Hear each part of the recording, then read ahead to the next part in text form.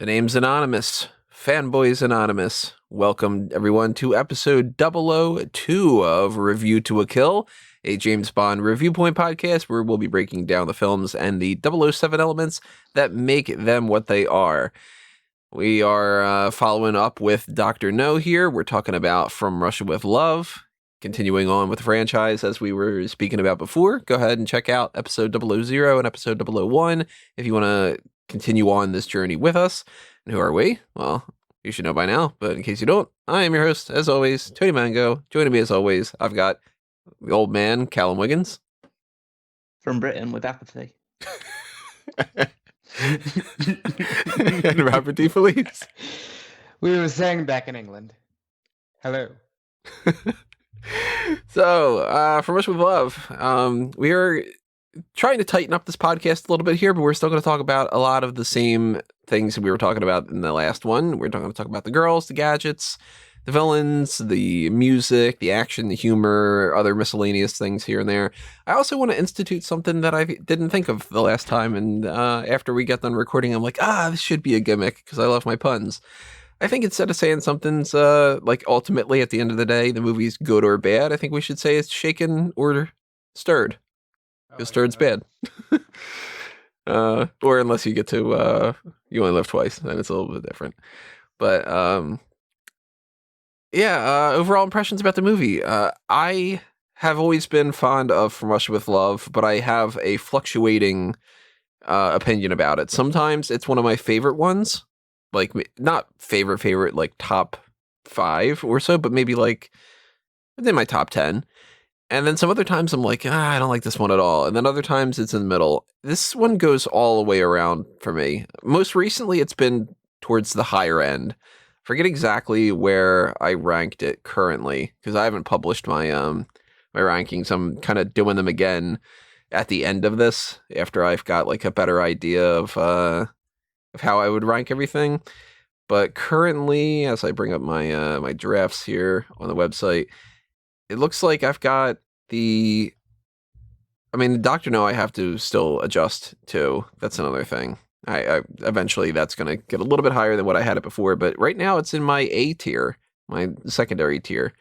How you guys feel about it overall? I thought this was so much better than Dr. No. I really enjoyed this one, and of course it was my first time seeing it, but I don't know, for me, this hit so much better than Dr. No. I enjoyed more of the components of this movie more than I did Dr. No, but I found the overarching story of this to be weaker.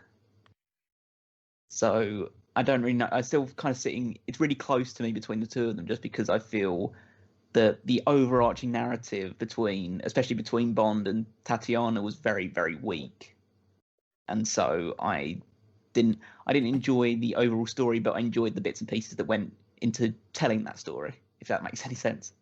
It's definitely a different movie. Like, Dr. No, for all of how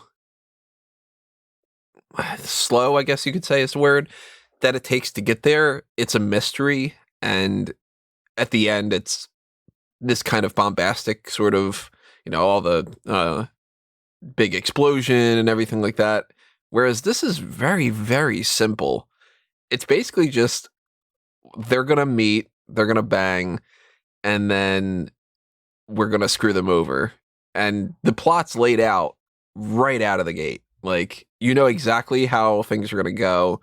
And it's sort of like, I don't know, it's a follow-up, but at the same time, it's not a follow-up because the book wasn't originally set as like a direct follow-up to Dr. No, because they're all out of order and everything, but it's very, very interesting. I think we're going to have a particularly fascinating podcast. Would you like to hear about it? Well, stay tuned. And if you do, drop a comment below and tell us your thoughts on this kind of thing. Do the same thing you would normally do here. Subscribe to all over the place on the Facebook, on the Twitter, on the YouTube channel. Hit that little notification bell as well. Hit the like button, hit the share button.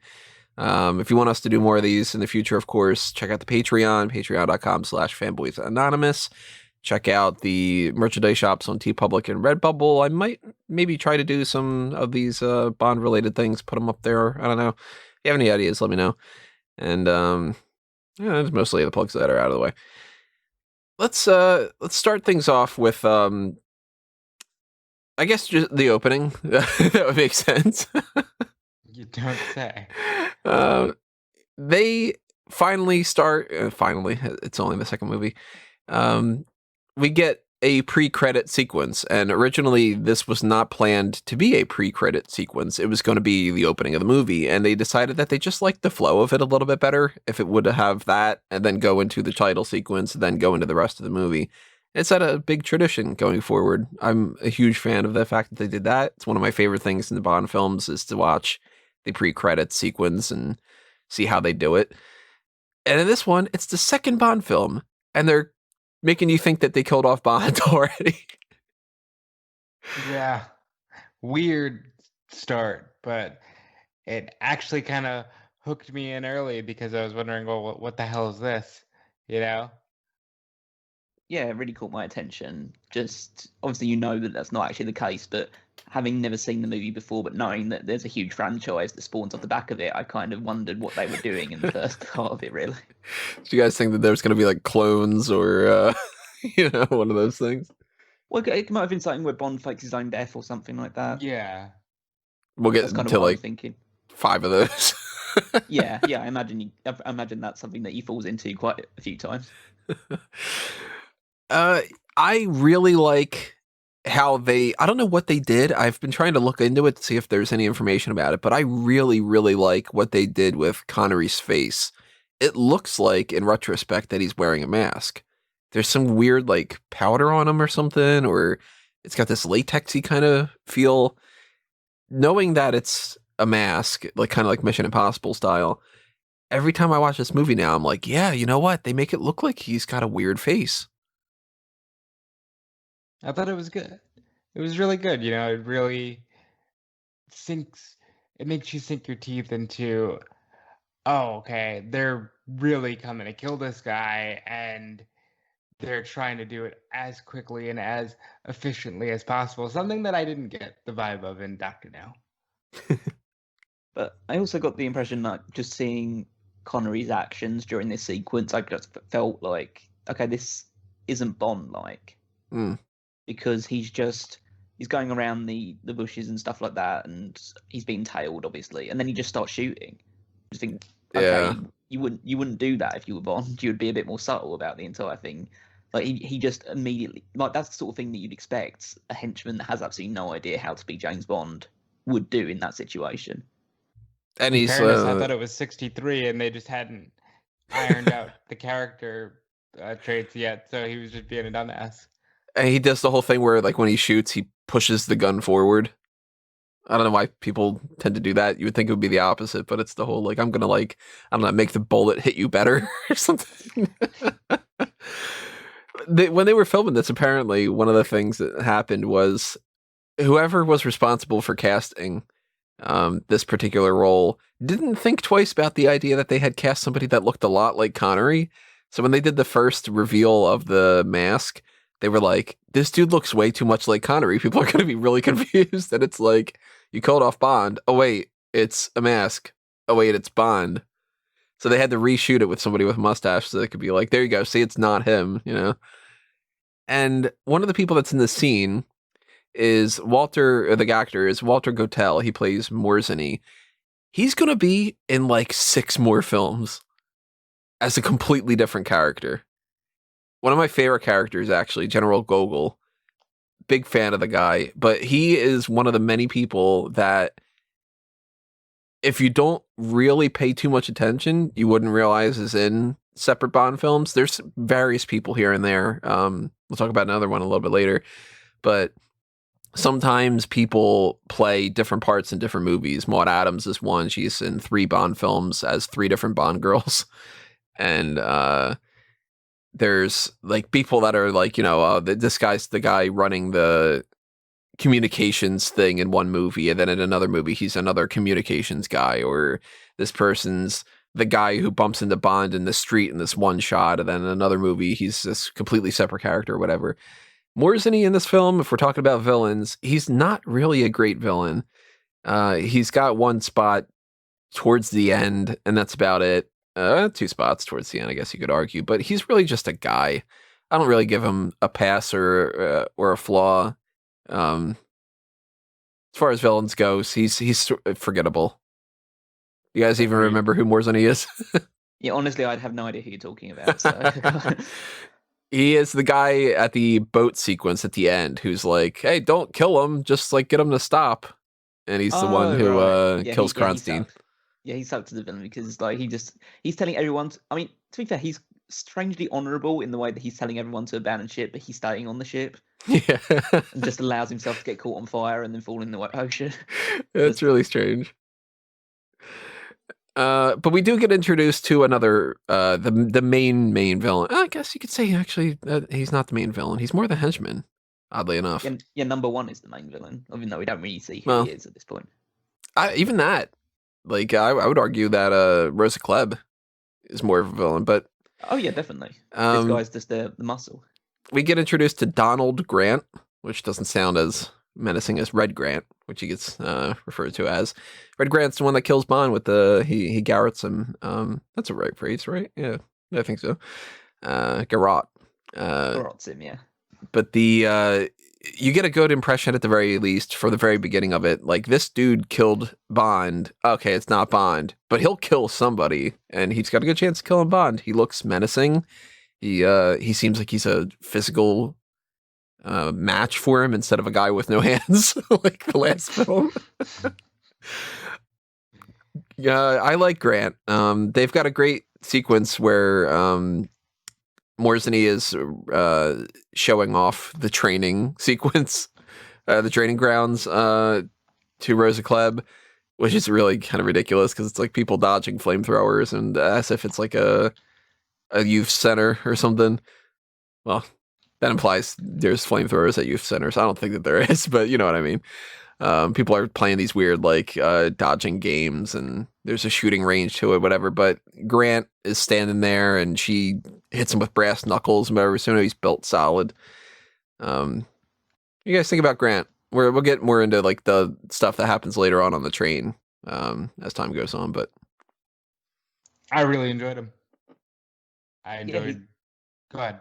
It's like, yeah, he's a good, like, I'd say, I guess, primary antagonist in terms of just the person that actually interacts the most with Bond out of this.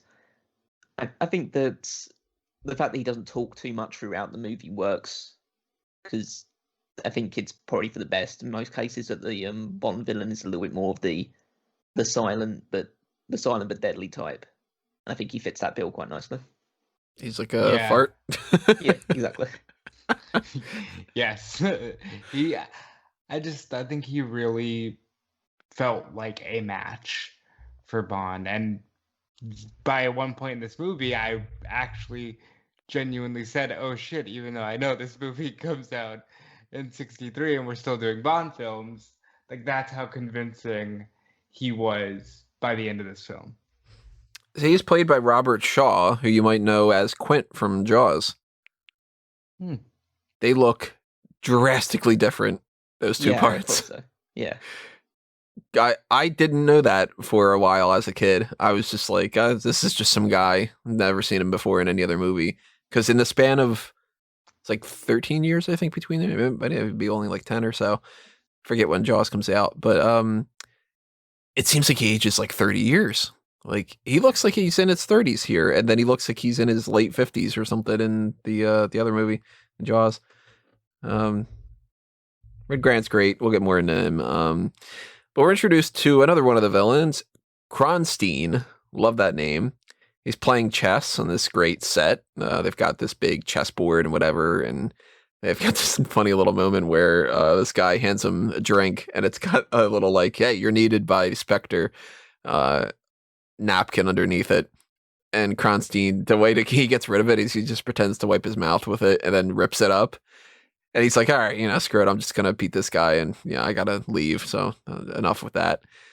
We get into the whole idea that he has planned out this whole entire film. He has set up the stealing of the Lecter and passing it over between Tatiana and Bond. And she's going to be set up and he's going to be set up. And He mentions on this that they get into this whole idea that, well, isn't this just going to be an obvious trap? And he's like, yeah, it is an obvious trap. But as, my reading of the British is, they're going to take this as a challenge and they're going to go into that. So, Callum, as our resident Brit, would you take this challenge as an obvious trap and go along with it? Would you see it that way? I mean, I guess that I would see it as an obvious trap because it's the way they were discussing this decoding machine, the Lecter. It just makes it seem like, okay, you don't get hold of these things very often, and so being presented one in such an incredible opportunity by essentially the way they describe it later on about this woman who just wants to leave, defect from Russia, join the British Secret Service, but only because she's fallen in love with a guy that she's never met before. Makes it seem like, okay, that's clearly an obvious ruse, but I also buy into the idea, especially in the 1960s, in a Britain that's like still reveling from the fact that we won 2 world wars and all that other like brave stuff. It's just the idea of like, oh, we can walk into these traps and we'll walk out and foil them anyway because we're the British and we're the greatest at that point. So I totally buy that's the sort of vibe you would have between the British spies in the 1960s, particularly Bond, because of his own particular arrogance towards this stuff. I, for one, could never imagine a country being so full of itself. Never, right? Never. Yeah. So Kronstein's another one of our villains. We get introduced. I mean, it's the beginning of the movie, and within 3 scenes of the film or something, we got like 6 villains already. Because we've got not only Red Grant, we've got Morzeny, we've got this whole Spectre training ground type of thing. We've got Kronstein, but they're talking to Blofeld, number 1, who we don't know as Blofeld at this point. We're going to get to know him throughout a couple different films. He is played by 2 different people. Somebody's doing a voiceover that's, I don't know the name, I didn't bother looking that up. And the actual hands is Anthony Dawson, who was Professor Dent in the last movie. They were just like, hey, can you just be the hands for the next couple films? You think that's how they pump these films out so quickly? Kinda, yeah. They use a lot of the same crew, not the same director, but a lot of the same directors come back throughout different films. Terence Young does more than one. John Glenn is a producer and editor and all this other kind of stuff, director. So they do kind of pump them out pretty quickly. And if there's just like, hey, like let's get Dawson back, he could just be the hands. Nobody's going to go, that's Anthony Dawson's hands, It's not like these days where people go like super crazy over those things. Blofeld doesn't say or do much in this, but you get a good presence about him too. I'm a huge fan of Blofeld. This is like my favorite Blofeld by far. He's calculated. Well, Thunderball might be a little bit better, but he's calculating. He talks about the fish as being like, what we do here is we're the fish that's on the side that's not getting into the fight until the other 2 have worn themselves out, and then this one just strikes and attacks. What do you guys think about Blofeld? I mean, he's the leader of the whole operation. He clearly commands a lot of respect. The other 2, Klebb and Kronstein, are clearly very fearful of him, and they don't want to screw up in any situation, and they're very confident they won't do it. So I think it does a good enough job to establish him as the head honcho Spectre, and he's the one that's pulling all the strings here, but you don't see enough of him to make him feel like he's at the moment a huge threat to Bond as an individual, but he's clearly you clearly get the sense from this one, okay, Bond's not done with this guy needs to come down before Bond can actually defeat Spectre. And I love a good mastermind, so I'm all for it. Big fan. You guys getting Inspector Gadget vibes of Dr. Claw? Yeah. I never really watched Inspector Gadget, so I can't really say that side of it, but you should rectify that. I'm getting vibes of Dr. Evil before you actually see Dr. Evil in the Austin Powers movies. Yep. Dr. Evil based off of Blofeld. Because he's got the cat as well. Yeah, so Mr. That's obviously the iconic thing of it. Yep. It's Does the cat have a name? Nope. They've never said the cat's name. Funny enough. They actually imply that there's multiple cats too, which is really weird. I mean, when we get to Diamonds Are Forever, everything goes off the fucking rails. Like, I'm really interested to see what you guys have to say about that movie because it's fucking bonkers. But the cat is such a weird choice. Like, you got this guy who's very clearly this cold, calculating, evil person, and he's like, "Let me pet a kitty." Like, it's just kind of like it's a support animal. Yeah, His it's emotional support animal. old-timey emotional support animal for him doing his terrible spy game kind of tactics and whatever. Again, it just shows that his hands actually work. Hey, that's the whole point. They're just like, all we need to make sure is we know we got a guy with hands, so let's just show his hands, and then that's it. You know. We're also introduced to Rosa Klebb. Rosa Klebb is great. She is just this, like,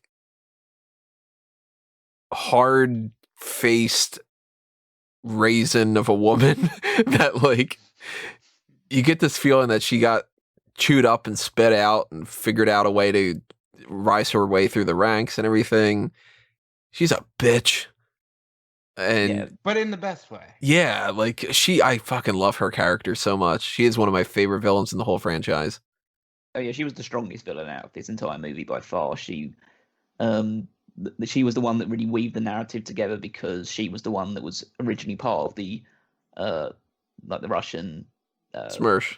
Yeah. Yeah, exactly. And so she's the one that can get Tatiana to like get involved in this entire scheme unknowingly to her because she thinks that she's working for the Russians, and obviously she's at Klebb's working for Spectre instead. She's very vicious. I love the bit where she's terrified. I know this is getting like towards the end, but I know we're flying around all over the place. But we're towards the end where she thinks that she's going to get killed by number one, and so she's terrified. But then she sees the thing happen, and so she knows that she's got one more opportunity. So yeah, she's a very, very like vicious one. Oh, actually, my favorite part of her is that when she uses the brass knuckles on Dent in the training center. She just punches him in the gut with some brass knuckles just to make sure that he's unflinching towards pain and stuff like that. So, yeah, he'll do. Yeah. That's great villain. And I believe the inspiration for Frau from Austin Powers. Yeah, Frau Farbissina, the open the doors kind of woman. She is also a character that they try to replicate with another character down the line, and they don't do as well. Irma Bunt just doesn't land as well as Rosa Klebb does. And I've always been curious about this opinion. I see some people that are like, oh, this is a guarantee, and some people that are like, what the hell are you talking about? So do you guys think that she's a lesbian? I don't know if it necessarily matters, but it doesn't really matter, but it's just one of those things I've seen people argue about. I think a lot of people will get that from the interaction that she has earlier on with Tatiana. Her first interaction with Tatiana that we see. It's very I'm not saying that she's strictly a lesbian, but I'm not saying that she doesn't use those sort of tactics to intimidate other women. I see a lot of people that try to make the argument that because she says you're a fine-looking woman, that means that she's a lesbian, and it's like that's not necessarily true. Like, you can appreciate the beauty of somebody without having that as your sexual preference or anything. Yeah, I think it's the idea that, and again, this is maybe just of the time, and maybe this is just my perspective, but I think it's the idea of, well, the main role of Bond girls in this period of time is that they're very attractive. Mainly just like very attractive, very just into Bond, obviously, straight away and stuff like that. The fact that she is not very attractive, she's old, she's of that. She's not a typical of like what you'd expect for a Bond girl or a femme fatale character, and so people just assume, okay, she's a lesbian then. Right. It's kind of just and also it's probably the fact that she's a woman in power as well, and so people just assume, oh, she's a woman in power. She clearly is like she's clearly a lesbian. And that's all right. Like Bond doesn't bed her. She doesn't try to seduce Bond. She's not typically attractive. All this other kind of stuff. So people are like, "Oh, she's gay then," and it's like I've never liked that philosophy of that. Like, there's nothing at all that points in that direction for the character, and there's nothing that like it wouldn't matter at all to the story. So, for anybody who's wondering, quite frankly, I'm surprised, given some of the other things in this movie and this franchise. Bond didn't try to seduce her. Like, yeah, my penis can solve your problems. It works for Tatiana. Well, let's talk about Tatiana, because we get introduced to her with that whole idea of Rosa interviewing her. She talks that she used to be in the ballet, but she grew over regulation height, which I thought was a funny kind of line. And she is set up, I think, in a great way, where she has no idea what's going on. As far as she knows, Rosa Klebb is this great Smersh general, and she's just got this task of like, hey, we're in the spy game. You need to be a spy instead of just like a clerk or whatever. You need to seduce this agent, and you need to do this whole thing with this Lecter and whatever. Of course, she has no idea about Spectre whatsoever, because why would she know? That's what Spectre is all about. And I like the interaction that she has where Klebb's like, you've had a couple of lovers, and what do you think about like this whole scenario? And she's like, well, if he's nice and whatever. And she's just sort of like, well, you're gonna fuck him or you're dead. And she's like, okay then. Kind of like, I guess that'll happen. Yeah. I thought great Bond girl. Fits the time perfectly. I thought she was pretty attractive. They're pretty dumb by the end of it, but like... Yeah, that happens to a lot, unfortunately. Yeah. Yeah. I really, really despise that character. I'm not It's not that I despise the girl or anything like that. It's just the fact that she was so without any initiative whatsoever until the very, very end, when she helps Bond. But the issue is that they don't tell a story of her falling in love with Bond. Yeah, they skip that. They really, really just overplay. She's in love with him basically from the first night they're together. From that point onwards, she's very, very just over the top of everything. And maybe that was just originally her acting, but they don't show the point where it transitions from her just acting to seduce Bond because under her orders by the Russians, and then actually falling in love with him. It's very, very, very loose. And so I can't get invested in her character, because her character is, again, like Honey Rider in the previous one. She's essentially just a body. It's the 60s, though. They probably were genuinely like, of course she fell in love with him. We don't need to give you a reason. Attraction is love. I understand the context of the time, but it doesn't mean that I have to like it. Yeah, That's fair. They're missing at least 2 scenes. Yeah, they need a scene where she goes, oh wait, like this guy's like, I actually kind of like this guy. And then they need a scene where they do something to transition it as, oh no, I'm falling in love with this guy. Yeah, exactly. I mean, I know you say like it's the 60s, and again, these Bond girls in that point in time weren't given a huge amount of character depth, but it's not like no movies in the 1960s or before had female characters that had absolutely no character development or no real story behind them or anything like that. Other movies were doing it, so I'm not going to give the Bond movies a pass just because we're supposed to think, oh, Bond girls are just there to be hot and sleep with Bond, and that's it. I don't know. I kind of feel like in this era they were. Well, maybe they were for the Bond movies, but that's for me is a negative for the movies. I'm not going to say along the lines of, oh, but okay, so that's what they intended to do at that point. So okay, I'll give it a pass. Then it's awful to me. It's terrible. I agree.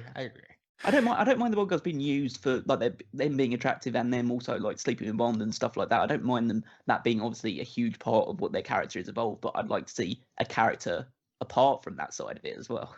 Yeah, this same sort of character, like the same vibe, is done better in other movies, I think.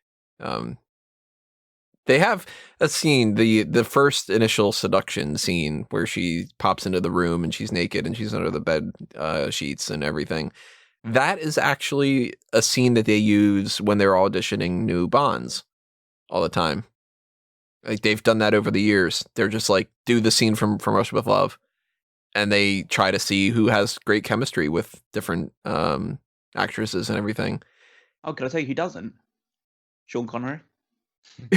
You mean you don't think you don't buy into the line, I think my mouth is too big? Oh, it's just the right size. For me, that is. It's terrible. It's just throughout the entire thing, they have zero chemistry with each other. But you don't get any impression that they're actually in love with each other. That's good for one scene, though. I really like when he's got the camera and he's like, tell me about the lector and whatever, and she's like, oh, like, what, you just want to talk about that? And he's like, no, like, we're not going to be on company time.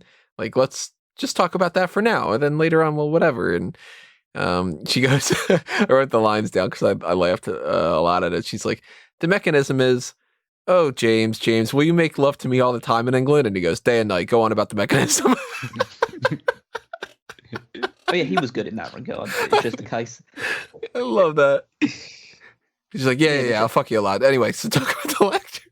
Well, I kind of get that because he's on task, like we said earlier. Like, he knows this is a trap, and he thinks that she's part of the trap. He initially thinks that she's part of Spectre. Right. So he's just going along with it because he knows that he can deal with her if she does try and turn him down the line. But it's just a case of, I don't see again, you don't see the part where either of them start to feel something different about it. So yeah, that's why I think it's a weak relationship. Well, he doesn't know about Spectre until towards the end, but he knows something's up, and he's like, all right, the Russians are trying to screw us, that kind of thing. So he's just flat. There's no reason for him to think that she's positive in any way, because she's definitely a Russian agent.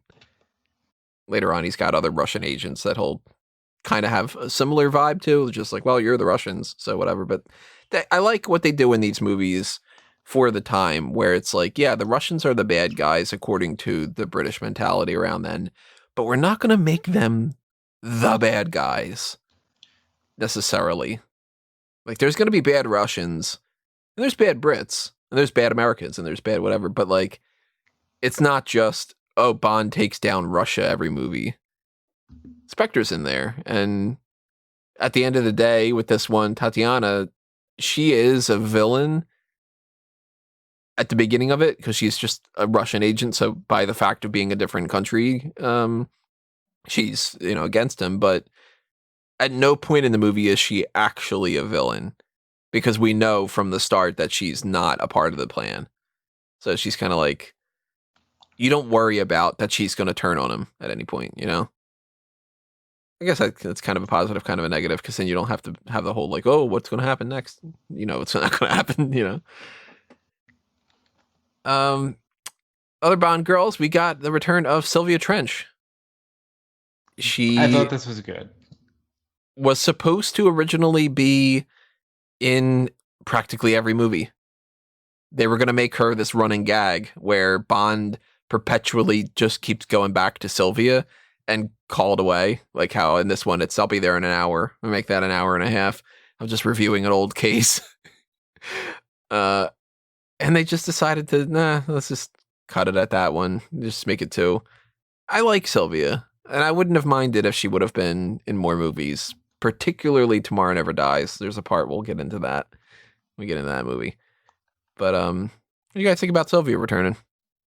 I thought it was good, and I thought it was very funny, and Moneypenny's lines made it all the better. Yeah, I appreciate the fact that she's like his consistent side piece back at home, and then he goes out to all these foreign places and he just sleeps with everyone that he sees, and then comes back and he doesn't stick around with the girls too long. I was going to ask this because obviously I didn't do too much like further looking into. So he has a scar on his body. Mm-hmm. Did Honey do that to him? It's implied because because it seems like he left. Yeah, because obviously she brings up the fact that he went to Jamaica, so it's clearly there's obviously the run from Dr. No into this one. So I would have thought that Bond just decided to leave at some point, and Honey just gave him like a nick when he was going, and then he's just got a scar on his body now because of that. Yeah, she says something about the scar or whatever, and he mentions, I forget the line exactly, but he says something about that he's never going to turn his back on a woman again. So it's kind of like, yeah, Honey Rider is just like, where the fuck you going? And stabs him, I guess, which is kind of an unceremonious way to write off the last Bond girl. Just Bond sleeps with her, leaves, and she's old news, and, he goes back for Sylvia, but he just leaves Honey. Well, yeah, to be fair, she is based in Jamaica, so I guess it is slightly... That's true. Probably slightly challenging. introducing more characters and going back to the same elements and everything like that. We've got, for my next miracle, where Bond throws his hat again and he sees Moneypenny and M glaring at him, and this does a lot of the character work that we'll see going on, of like Bond being just this, showman kind of arrogant jerk, and Moneypenny and M just being like, oh, God damn it. Like, kind of. Again, love Moneypenny, love M. Only positives for me on those ends. Yeah, they were great. They play their roles particularly well in like just explaining the situation. Their relationship with Bond is consistent from the two movies. So Moneypenny, they still have that light-hearted flirting, but it is obviously clearly more of a friendship side of things. And M is still, obviously, again, there's still that respect there, but he's still obviously getting a little bit under M's skin, and M is still trying to control him more than like Bond ever wants to be controlled. The line, Moneypenny, I'll never look at another woman, was the funniest line in the movie to me, just because we know who he is. And we get introduced to actual Q, not Major Boothroyd from the last movie. It's Desmond Llewellyn, who would go on to play the character in, I think it's 17 Bond films, all the way through The World's Not Enough. He is one of the most amazing parts of this franchise. I miss Desmond Llewellyn's Q so much. I do like the new Q that we have as something different, but I absolutely love Q, and we don't get like proper Q until the next movie, but he is a major step up, and the gadget in this is a major step up, obviously, too, because last movie we had a gun. Whereas with this one, we get this this briefcase that has this delightfully simple and useful methodology to it, where, if you open it up the wrong way, which the way that normally people would open up a briefcase, it's got this tear gas canister that'll go off, which is magnetically attached. You've got the 50 gold sovereigns, which I always thought was a really weird thing to add into there. Why does he need 50 gold sovereigns? I guess if he ever needs to barter with somebody, or like get involved in a casino game, a high stakes casino game or something like that. Just a weird thing for me, because it's like, here's a tear gas canister, and here's a knife, and here's a foldable, collapsible rifle. And here's some money. Like, that's just always struck me as weird. The actual reason for it is that it's needed for the final scene. So yeah, But I love this little gadget. This is a big, big thumbs up for me.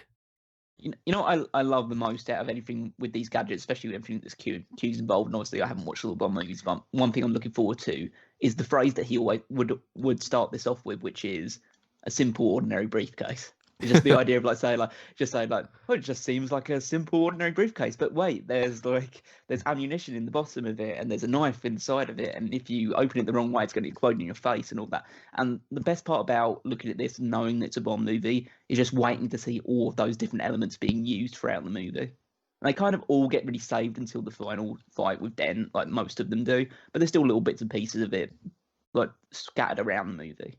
With Grant, you mean? Oh, Grant, sorry, yeah. Yeah, I thought the briefcase was nice. It's simple, it comes in handy at the end. And obviously they'd build upon it in the future, but for this one movie, I think this was perfect. And we haven't quite gotten into the range yet we do in the next movie, of the like Bond and Q kind of playing around with each other sort of thing, the bring this back in pristine order kind of line that we usually get. But this is the start of a better relationship, because there's just more chemistry between Desmond Llewellyn and Connery. And then Desmond Llewellyn, Moore, and Dalton, and everybody else that goes along with this. So, I mean, we don't see too much other stuff when it comes to the gadget side of things. We'll loop back around to that, but going through some different notes of mine that I've got here, we get a retelling of that whole shot from Dr. No, where he comes into the airport and he's clearly being followed or whatever, and we set up this idea of this code phrase of can I borrow something to light my lighter? The matches and everything. I use a lighter. Oh, that's better still. Well, until it fails. And later on in the movie, there's this really good thing that I really, really like that I didn't catch back in the days, just when I wasn't I was younger and not paying attention to little things.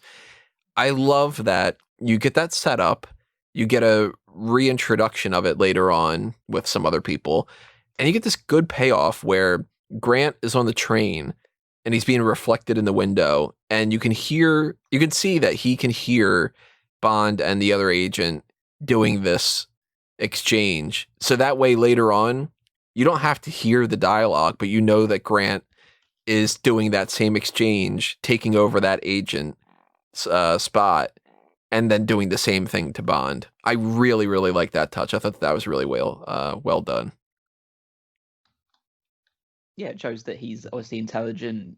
Like Grant knows that he can pick up on this subtle exchange between Bond and some other people that obviously agents, or at least like people that have a similar relationship, and so he can use it against them. So obviously the main thing about Grant is that he is incredibly strong and tough, and so that's he's a physical match for Bond, but he's also intelligent and sneaky, and he's very calculating with his own kills he does in the movie as well, in order to carry out the plan that that Spectre have put together to the letter.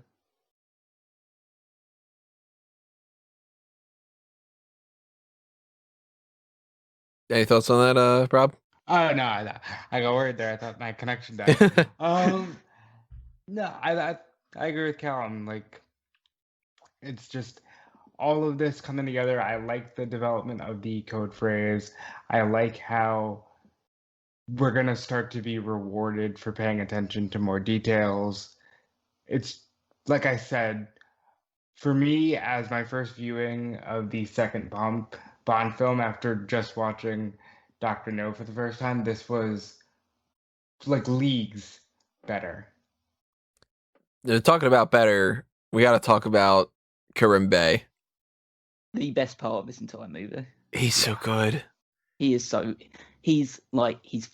he's charismatic, you feel that he's an equal to Bond in every way, really.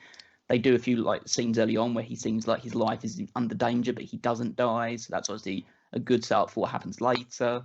But I feel watching it, I felt connected to him in the way that I didn't feel connected to Quarrel.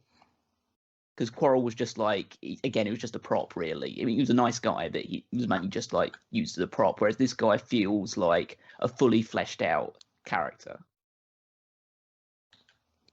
Yeah, a lot of fun with this character. I got a kick out of watching him interact with Bond, and it's just been really strange for me to see how there's a lot of cheekiness in these films. I guess going into stuff like this, you just expect explosions and sex and not as much of the cheekiness, but I really have enjoyed a lot of these elements, especially because these movies are pretty long. By the time I got to the end of this one, I was like, a lot has developed, and we're still, 20 minutes out, and I still feel like we haven't wrapped up everything yet. So, some notes about Kerim Bey. He is his actor. This is one of those unfortunate scenarios where he died right after making this film because he had cancer during this film. He was part of a movie called The Conqueror in the 50s. Oh, that's the John Wayne one, isn't it? Yeah, okay. That movie filmed in Utah where they had done these nuclear tests, and they had transported all this radioactive sand and dirt and whatever, not having any idea that this was just riddled with radiation. 41% of the people that worked on that movie, 91 people in total, died at some point from cancer that they developed from that film, which is just absolutely terrible.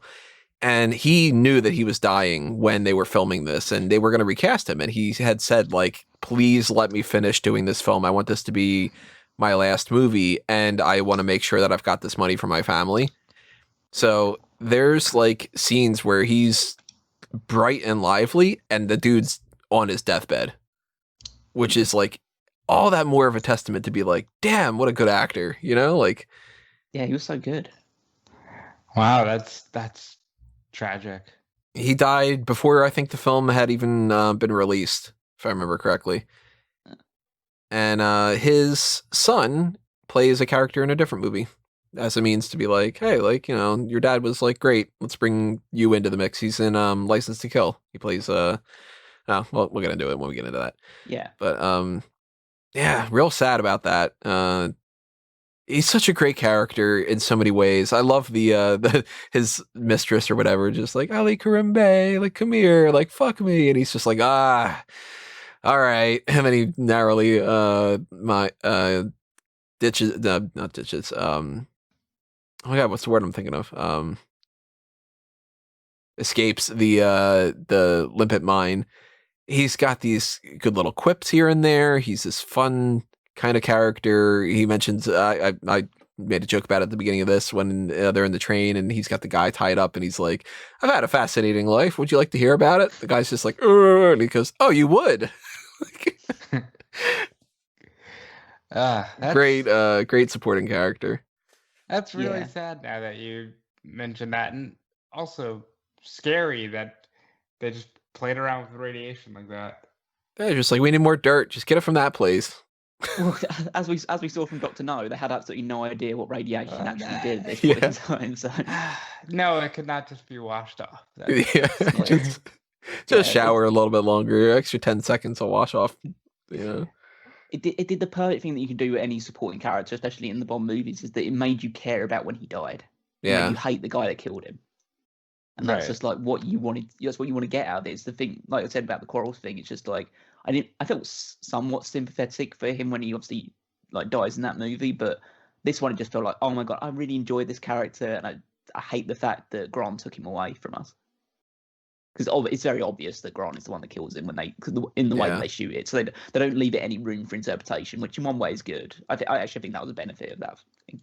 Yeah, the train, I don't know what you would call him. He's not the train conductor, but the guy, the attendant, whatever. Yeah. He's like, oh, they killed each other. And it's like, yeah, well, one's got a knife in his back. I'm pretty sure it didn't happen. But sure, why not? You know. Let's talk about the gypsy girl fight. I talk about how they settle things in the gypsy way. This is one of those elements that doesn't quite hold up as well in some ways because, I mean, different cultures do things differently, sure, but they set this up as these two women are in love with this one guy and they're going to fight to determine who gets them. And it turns into this whole big action sequence, which has this song, the 007 song, that's not the main Bond theme, that happens in some different movies, and I hate it. That bum bum bum bum bum bum bum bum bum bum bum. I hate that song so much. And then it ends up being Bond's like, oh, can you because he saves the guy's life that runs this whole gypsy camp tribe. I don't know what you call it. Yeah. And he's like, you know, can you stop the girl fight? And he's like, yeah, okay, you pick. So it's kind of implied that they double team Bond. Like he has a threesome with the two women that are in love with this other guy, and that's it. I mean, that's what would you expect? Is anything else from this situation? But what did I just say earlier? Bond's magic penis. It does the trick. Yeah. I mean, you have to just like look at this whole situation, which is, I mean, they originally like they drive to the gypsy compound or camp or whatever you want to call it, and they think that then because they're going there, they're not being tailed, and they are being tailed by the Russians. Well, yeah. So it's Benz, isn't it? Not Benz. It's one of these other like paid assassins they have, and so they go into the gypsy compound. And they have this like good 3 to 5 minute belly dance sequence, which is just there to titillate people, and then it just turns into a war zone. And it's like, I don't ever imagine Bond being in these circumstances. It just feels weird because he's a secret agent. Like, what secret agent actually goes into open warfare and it's just like that, like shooting people with guns all over the place where there's like fire flying around and all that other stuff. It just felt so Lord of the Rings, not James Bond, really. Oh, he shoots his gun way more times than his gun has the capacity for. Well, just the idea of like how many people does he actually like? Do we see him kill in Doctor No? It's like about like half a dozen, maybe at most. Let me look up that information. But they're all split out a little bit. And it's all like every kill kind of matters almost. Whereas this one, he's just shooting people randomly, just shooting random Russian henchmen, and it just feels like it doesn't feel like what I'd expect Bond to do. I expect like the gypsies to fight to defend their land and stuff like that, but Bond's just right in the middle of it, just shooting people. And he seems to kill a few gypsies as well, because he doesn't really seem to care about what's going on. Yeah, why? Like there's that one point where he which is that one point where he sets fire to one of the caravans, and then he just pushes it towards just a group of people, which is a mixture of both gypsies and Russians, and just like, okay, Bond just doesn't, as long as he survives, it doesn't matter. So in Dr. No, according to theguardian.com, Bond kills 4 people, and in From Russia with Love, he kills 11. Yeah, so it's a bit of a... more than double. Yeah. It's actually 00 plus and 7 more. There you go. Looking at this list, this is just a little bit of interesting things. This is a good indicator of how things change over time. So he kills 4 in the first film, 11 in the second one. He kills 9 in Goldfinger, 20 in Thunderball, only 5 eventually in On Her Majesty's Secret Service. We get up to a point where he kills 47 in GoldenEye. That's the highest amount. Wow. Not the highest amount of deaths per film, though. That is You Only Live Twice, oddly enough. If you count that full, like everybody kills people, not just Bond kills. Apparently in You Only Live Twice, 175 people die. Wow. That's crazy. Jesus. Pretty sure I know which scene that is, but we'll get to that in a couple movies. Yeah. But like you say, essentially there's this big gypsy fight, and they win it, and Bond gets to decide which one of the girls should rightfully marry the if it was like the chief's son or something like that. And then he decides, well, there's only one way to settle it. That's who fucks me best. And then and then we just see him being like patched up by them, and then he leaves, and we have no idea who he chose. He doesn't care. He won. We just established this.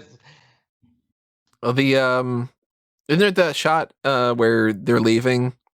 I think like one of the women is standing next to thing. I think it might be like one of them gets picked or something. I don't remember for sure. Yeah, I'm guessing he was cool with the whole circumstances there as well. Yeah, just bang this other guy, and then he can let me know which one I should have as a wife or something.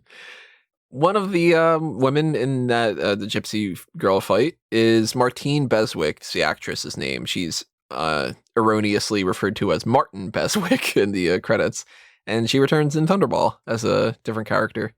And I like Martine. Beautiful woman. She's way better in Thunderball, by the way. Here's a random note that I have. Bond eats green figs, yogurt, and very black coffee, which is just disgusting to me. I don't want any of that. Yeah. I mean, I guess it's fitting of the location, like around about like Turkey, Greece area. That's kind of the stuff that you would be eating. So it's culturally fitting. Ugh, not my fan. But would you eat it, Callum? I wouldn't eat it, no. But like, okay. I wouldn't go to Turkey either. So just...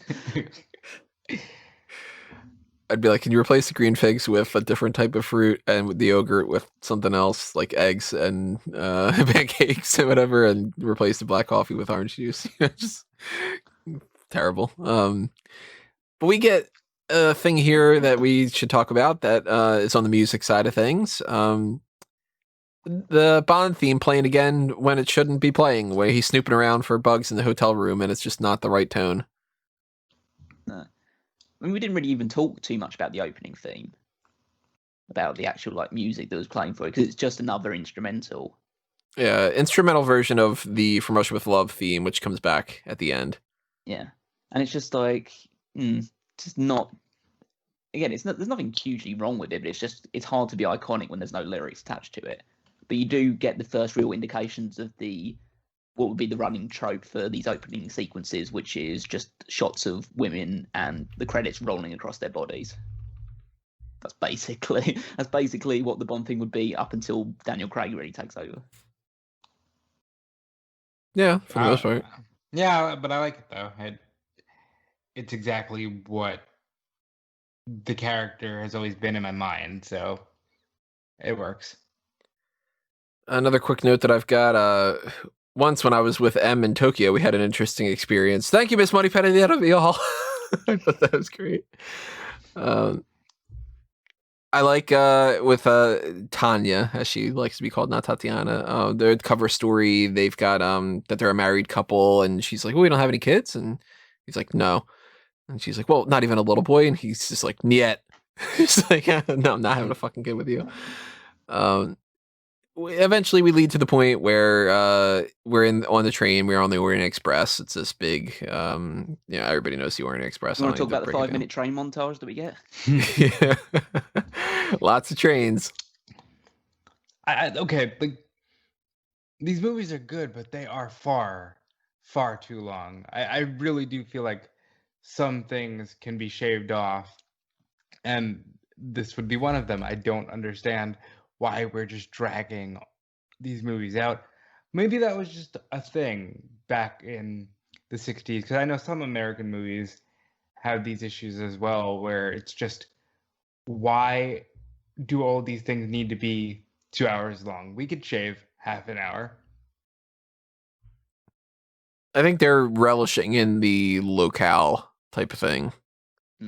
Where, because that's a draw for some of these movies back then, where it's like, oh, he's on the Orient Express. Let's show you the Orient Express. He's in Turkey. Let's show you this kind of thing. Let's have discussions about grilled sole, which I felt like eating fish afterwards. So I ended up getting tilapia, tilapia the other day. So it's just like, oh, there's no grilled sole, but I'll have tilapia instead. Yeah, so they get to the point where we obviously talked about earlier, where Grant gets onto the train because he takes out the agent that's supposed to be meeting Bond. I can't remember what city. Was it Belgrade? Or was that past that point? I'm blanking on which one. Yeah, well, essentially, it's in an Eastern Bloc city, and obviously Grant gets on. He pretends to be as another British agent based in that city, and they do the bit where they like go to dinner instead. And he orders conspicuously to Bond the fact that he orders red wine with the fish. Yeah. Yep. And that's just like the big, like, that's a real cultural no-no, really. You never order red wine with fish. But the reason why he does it is very, well, from what my perspective want to see, is quite ingenious. It's the fact that he's going to drug Tanya's drink. And so he wants to make sure there's no chance that he accidentally takes a drink of his own. So if he's got a red glass and they've got a white one, it means that he can tell that he won't drink it accidentally or anything along those lines. Yeah, it's a really good little subtle thing going on there.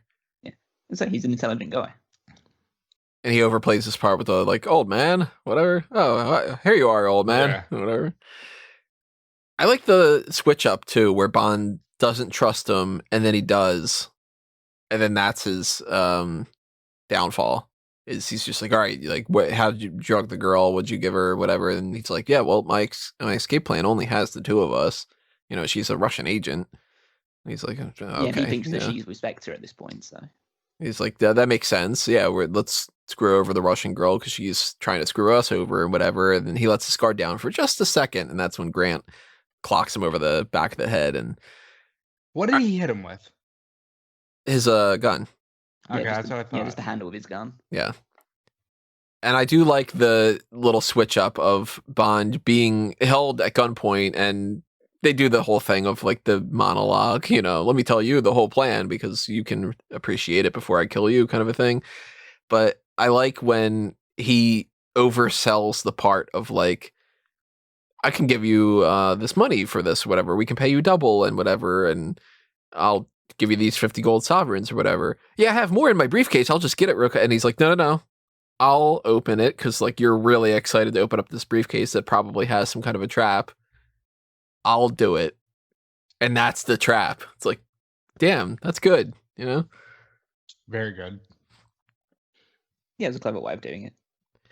So they have their fight sequence. So much better than any fight sequence in Doctor No. This is great. This was the part where I audibly said, "Oh shit," because it was just a really, really intense fight sequence, and for a minute, Bond is actually struggling, and hey, maybe he's not as infallible. This is one of those things that they try to replicate in other movies here and there.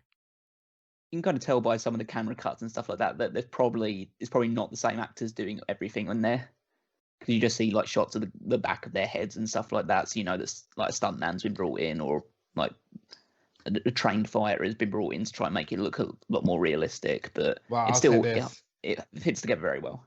No camera cut is as egregious as the one in the beginning of Doctor No, so that's an improvement right there. Actually, I think there's only one shot that's not them. All right. Yeah.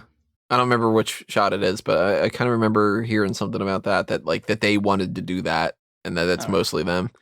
Maybe it was just like an assumption and stuff like that, just because like when I assume that I see like just shots of the back of their heads and stuff like that, I just assume they must have traded out here. Yeah. Because otherwise they would show their faces, because that's kind of seems to be the rule in cinema at the very least. I think it might be the shot where like one of them gets flipped or something, because obviously that's more of a stuntman thing. But yeah, this is a great little, just like, it's high stakes, but it's a low environment. And in other movies, we're going to see these like giant explosions and the cars all over the place and 1,000 people shooting at Bond or whatever. And this is just two guys fighting in a little carriage, and it ends up landing pretty damn well compared to a lot of these other more bombastic things. See, but I almost prefer this because it's really, mano a mano, like, I'm going to take you down, and I'm going to prove that, you're not as great as you think you are. I like the part where he says, I enjoyed manipulating you and watching the great James Bond run around like a fool. It seems very personal, even though it's not, and I think that's something you can only get when it's a one-on-one fight. Yeah, there's more character when it's the two people rather than if it's two people shooting at each other from far away and making it like less personable. But he kills Grant, and then here's one of my flaws about the film. On the action side of things, that feels like the end of the movie. It should be the end. That's what I was saying. Like, I looked at the time, and there was still 20 minutes to go. Mm-hmm. I mean, I don't mind the thing they do in the Venice Hotel with Klebb. We'll talk about it in a little while. That's a nice little, not to say funny, but it's a little little extra added thing at the end of it where you just think, oh my god, there's just one final twist. But the stuff they throw in here just feels like, okay, we've doubled our budget from the previous year. What the fuck can we think of to put at the end of this movie to make it really exciting and dramatic at the end? You'll have like helicopters and boat chases and all this other stuff. It just feels like it's unnecessary. It's gratuitous almost. I think that they should have had, like, for instance, the helicopter scene. Like, that shouldn't even really be in it necessarily.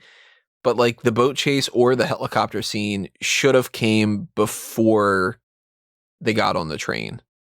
Like the train should be we've gotten past the hurdles. Oh crap, Grant is here, kind of a thing. As opposed to being like, well, we got rid of the bad guy. Now we just need to go through these extra little things to get to the end. Because you're like, all right, well, he's just going to blow up the helicopter. He's just going to blow up the boat. It's whatever, It was just the levels of absurdity of it. When the helicopter's dropping grenades on top of a flower truck and the flower truck doesn't go up. And the fact that Tanya's in the back completely exposed to all this fire that's going around and she's completely untouched afterwards. And then for some reason, like, even though it seems like they've been dropping grenades and they've got some sort of ammunition on the helicopter, they decide to just try and gore him with the helicopter repeatedly. It's just like, helicopter just flying low, just trying to knock James Bond out with the actual thing. And then go to drop the grenade and he snipes the guy. The grenade drops into the helicopter. They blow up the helicopter. So I guess this was just an excuse to say, okay, we can blow up a helicopter in this movie. That's great. Yeah, I agree with you guys. This is the stuff at the end with Klebb. I like that. Very good. She has this little thing where she's trying to steal the Lecter, just as like she's posing as a maid, and she's just gonna grab it and walk away. Like it's as simple as can be. But what's this thing about this venom-tipped boot knife? Is what I've dubbed it essentially. It's just like because they show the thing of what's his name? The number Kronstein. 5. Yeah, Kronstein getting killed by one of Morzeny, who's on the boat. Yep. They cut really weird. It doesn't really make a lot of sense. He's got a knife on the end of his boot, and he just kicks him in the shin with it, and it's got venom on it, and that's what kills him. And so Klebb puts it on, or wears her own version of it, and tries to repeatedly kick a Bond while he's holding her against the thing with the chair. Yeah. And then even though Tanya has already stopped Klebb and she's knocked the gun out of her hand when she's still trying to decide who the fuck she should shoot. Yeah, exactly. It just feels really weird that at that last moment she's having another crisis of conscience. Yeah, that could have been done better, but I do like it. It's got a funny line too, where Bond just is like, "Oh, she had her kicks and whatever." Just one of those like, "Okay, you're Bond." That's funny. I heard that and I went, "Tony likes that. That's a Tony." Not my favorite Bond quip of the movie. Yeah, that felt quite weak to me. But it's one of those silly types of things. Like, why is that a thing? Why do they have that sticking out and whatever? They reference it in another movie too. I like the shoe. I thought the shoe was again, it's cheeky, but that's been kind of the fun for me with these movies because they are a product of their time, and it's just like, I know I'm a spy. I'll just have this, knife in my shoe that I could just kick you with. I do like, as far as on the gadget side of things with the shoe, I like how Blofeld is disappointed in that it takes a few seconds to kill Kronstein. 12 seconds, and he's like, all right, we need to tighten that up. Yeah, I like that part quite a bit. It's like, we got to figure out a faster venom for that. That took way too long to kill Kronstein. And the movie ends with Bond tossing the film of the two of them having sex in the river or whatever it is, and we got the actual theme of the film, "From Russia with Love" by Matt Monro, which I really, really love. Very good. Yeah, I can't say that I paid a huge amount of attention to it because by the time the credits were on, I saw the credits, I kind of felt like just getting out. Not so much that I didn't enjoy it or stuff like that, but I just see the credits. I've been watching it for 2 hours. I kind of just want to move on at that point. It would have been better if they would have swapped it with the instrumental at the beginning of it, which they learned their lesson, and they don't tend to do that anymore. Although they do it with On Her Majesty's Secret Service, but that's a different story. Yeah. But I did want to say, with Klebb's death, the one bit of overacting I could have done without is her dying, because she just overacts it a little too much. But other than that, I thought, again, vast improvement over the utter fucking trash that the first one was. Now that I've seen the second one, I can already say, the first one was absolutely, too much, too excessive, too everything. This was a much more cleaned up version in some ways and a much more excessive in others. I still want to get to the part where we shave time off of these movies. Tony, spoil something for me right now. Are we going to shave time off of these movies, or is this pretty much status quo? Well, the Craig films get a lot longer. The Craig films are better, though. There's some of them are shorter, some of them are longer. It's I forget the average time, but Goldfinger, for instance, is an hour and 50 minutes. We got 5 minutes off. Yeah.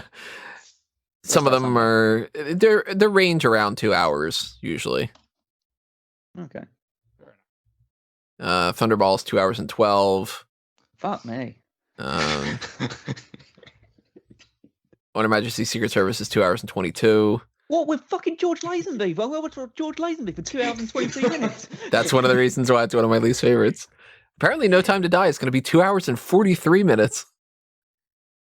I mean, I'm all I mean, that's for, what modern movies are nowadays. It's like, Yeah. it kind of comes with the territory. The quickest is Quantum of Solace, and that's because they didn't have writers on that movie, and it shows. uh, let's recap these 7 parts, because we've gone through the film. On the girl side of things, we've got Klebb. You can't really constitute. She's more just on the villain side, but we've got Tatiana. We got the gypsies. We've got Sylvia Trench. We got Moneypenny. There are better ones, but there are worse ones. I like Tatiana, but she could have been written a little bit better. And I like Trench popping back up, but yeah, bit part kind of thing. Overall, what are you guys thinking about Tanya? Thumbs up for me. I thought she was great. She's a bit of an airhead, and like Callum said, unmotivated until the very, very end. But I thought she fit the bill as a Bond girl very well, and I was a big fan of the gypsies, so thumbs up for me. Yeah, it's a significant thumbs down for me on this side of it. It's no initiative, no character, no real purpose other than, I mean, I think the issue is that the whole crux of the movie is based around her relationship with Bond. And I think that is the weakest part of the entire movie. And if that's supposed to be like your big weaving narrative throughout a lot of it, then it really turns me off the movie in certain ways. So I think that she was a significant miss in this movie. On the gadget side of things, definitely thumbs up for me. We've got the little camera recorder thing. We've got the silly little shoe, but that the briefcase is fantastic. Yeah, definite improvement. Thumbs up for that. Thumbs way up for me. Villains, I like every single villain in this movie. Yes, they all play their roles very well, right? Yeah, it's a very significant uptick from the previous one. There's a lot more villains surrounding it. And yeah, Grant's great, Klebb's great. Blofeld in the small role that he has is great as well. And the like extraneous villains surrounding it all play a role as well. So yeah, I was very impressed with the villains in this one. On the music side of things, we just talked about it, so yeah. I like the theme. I like that they kept the Bond theme going. They placed it in some weird spots, and I don't like the 007 theme, the more bouncy one.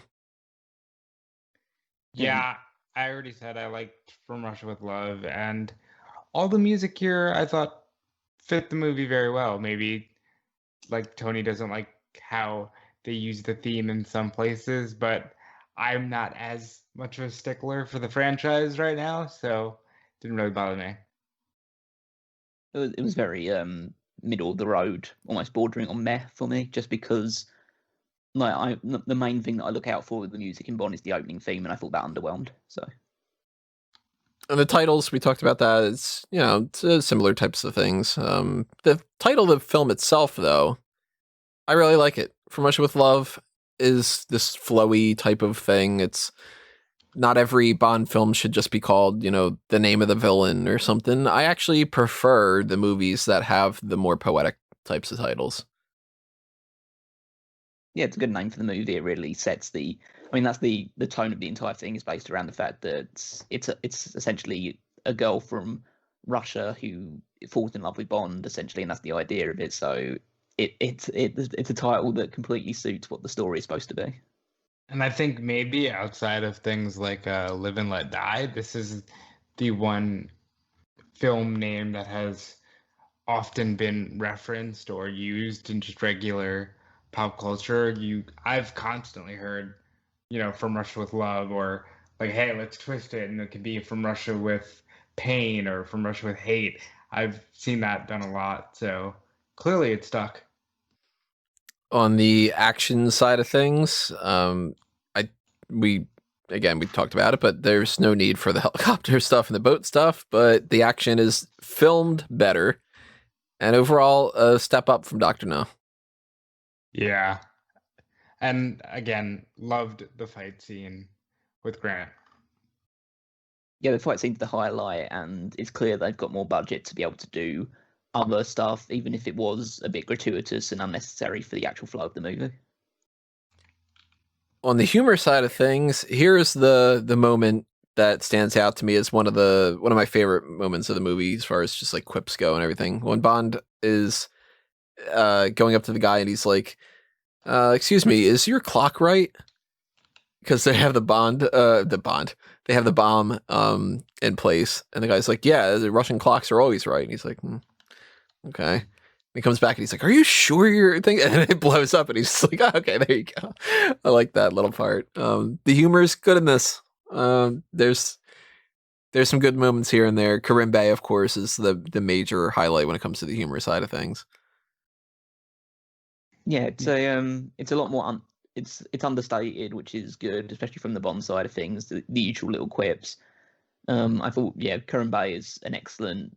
It's not really comic relief because he does have a substantial character involved in it as well, but his personality and charisma was probably the most entertaining part of the whole movie for me.